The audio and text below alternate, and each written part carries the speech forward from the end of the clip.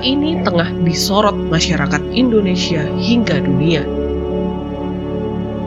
Stadion Kanjuruhan menjadi saksi bisu hilangnya 131 nyawa karena kerusuhan yang terjadi setelah pertandingan Arema dan Persebaya. Kota yang didirikan pada zaman Belanda ini mengalami berbagai peristiwa penting, mulai dari kejayaan kerajaan di Nusantara hingga pembangunan di masa pemerintahan penjajahan Belanda. Bagaimana sejarah Kota Malang?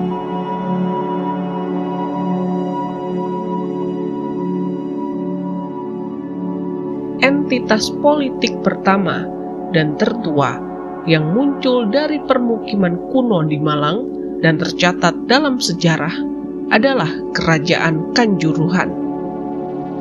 Penuturan Prasasti Kanjuruhan atau Prasasti Dinoyo pada 682 Saka atau 760 Masehi, kerajaan ini sempat dipimpin oleh Dewa Sima.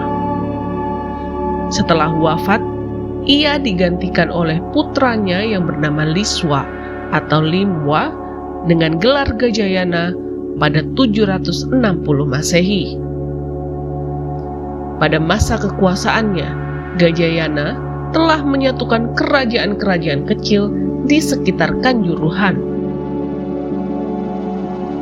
Dia juga membangun tempat suci sebagai simbol restorasi kekuasaannya, mendermakan sejumlah hewan, hingga membangun sejumlah tempat ibadah. Prasasti Dinoyo, Yoni Candi Wurung, dan Candi Badut adalah bukti nyata peradaban kerajaan Kanjuruhan yang hingga kini masih bisa dilihat.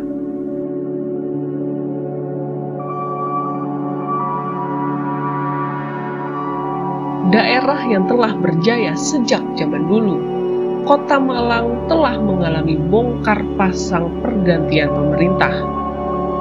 Kanjuruhan yang tidak bertahan lama tergantikan oleh Kerajaan Mataram kuno. Penaklukan demi penaklukan terjadi. Raja demi raja silih berganti menduduki wilayah itu, hingga Belanda datang dan memusatkan kedudukan pemerintahannya di sekitar Kali Brantas. Pada 1824, Malang mulai mempunyai asistensi residen karena sudah menjadi afdeling atau wilayah administratif setingkat kabupaten pada masa itu dan ditetapkan sebagai kota praja pada 1914. Kota Malang mulai tumbuh dan berkembang pesat, terutama ketika mulai dioperasikannya jalur kereta api pada 1879.